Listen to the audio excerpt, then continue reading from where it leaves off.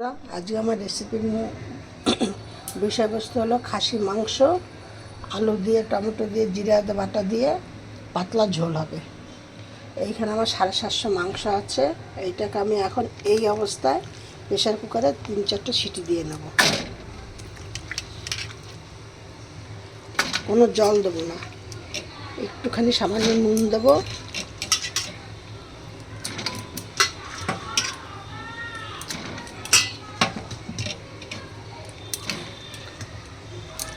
আর এই আলুগুলোকে লাল লাল করে এখন ভেজে নেব।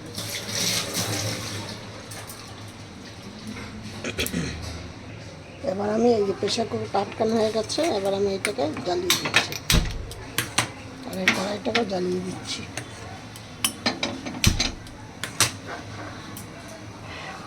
দিয়ে এবার আমি এর মধ্যে তেল দেবো।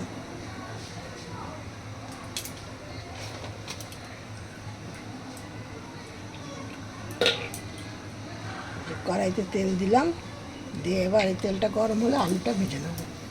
এবারে মশলাটা করে নেবো। এর মধ্যে 15-16টা লঙ্কা দিয়েছি, কিছুটা আদা দিয়েছি, কিছুটা জিরে দিয়েছি। এই লঙ্কাটাকে এবার এই মশলাটাকে আবার পেস্ট করে নেবো, আর একটা টমেটো দেবো। এই যে আলুগুলো লাল লাল করে ভাজা হয়ে গেছে, এবারে আলুগুলোকে নামিয়ে দেবো। প্রেশার কুকারে 4টে সিটি করে গেছে। এবার প্রেশার কুকারটা গ্যাসটা বন্ধ করে দেবো। এবার এর মধ্যে তেল দিয়ে দিচ্ছি, ওই আলু ভাজার তেলটার মধ্যে আরেকটু তেল দিয়ে দিলাম। দিয়ে এবার এইখানে আমি দিচ্ছি ফোড়নে দিয়ে কিছুটা জিরে, সাদা জিরে। এবার এর মধ্যে দিচ্ছি, যেহেতু 750 মাংস সেহেতু 3টে এলাচ আর একটু দারচিনিটা কম পরিমাণে দিলাম, বেশি দিলাম না, 2টো তেজপাতা।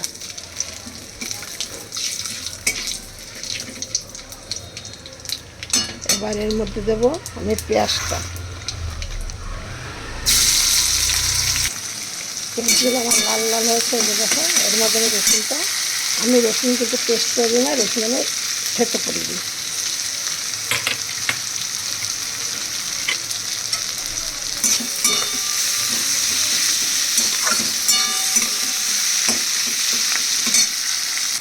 আর পেঁয়াজ আর রসুন ভাজা ভাজা হয়ে গেছে। এবার এর মধ্যে মশলা দিয়ে দিচ্ছি।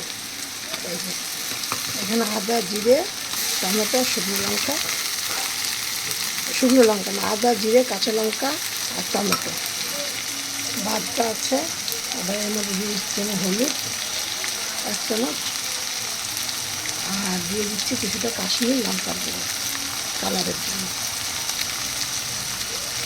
এবার এইটা যখন আমার ভালো করে মশলাটা হয়ে যাবে, এর মধ্যে একটু দেবো চিনির দানা, আর নুন দেওয়া হয়ে গেছে। পেঁয়াজটা ভাজার সময় নুনটা দিয়েছি, এখন আর নুন দেবো। এই দেখুন মশলাটা আমার তেল ছেড়ে দিয়েছে, দেখতে পাচ্ছেন। এবার আমি এই যে মাংসটা এর মধ্যে দিয়ে দেবো। এই যে মাংসটা আমি এই যে সিটি দিয়ে দিচ্ছি।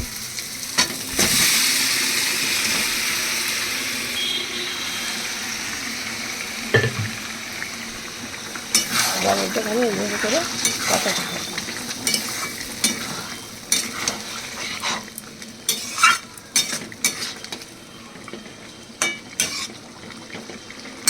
আপনারা এইভাবে করে দেখবেন, যদি এইভাবে করবেন, যেন প্রেশার কুকারের থেকে এইভাবে মাংসটা খেতে স্বাদ হয়, অথবা স্বাদ হয়, আর এছাড়া মাংসটা ভালো নরম হয়।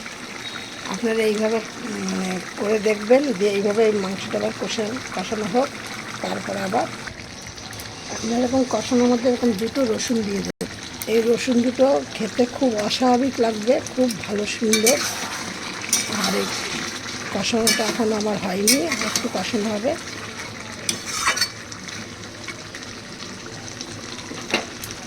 আর মাংসটার মধ্যে জলটা দিয়ে দিলাম, গরম জলটাকে দিয়ে দিয়েছি।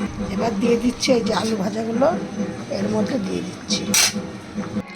হ্যাঁ, মাংসটা হয়ে গেছে, গ্যাসটা অফ করে দিয়েছি।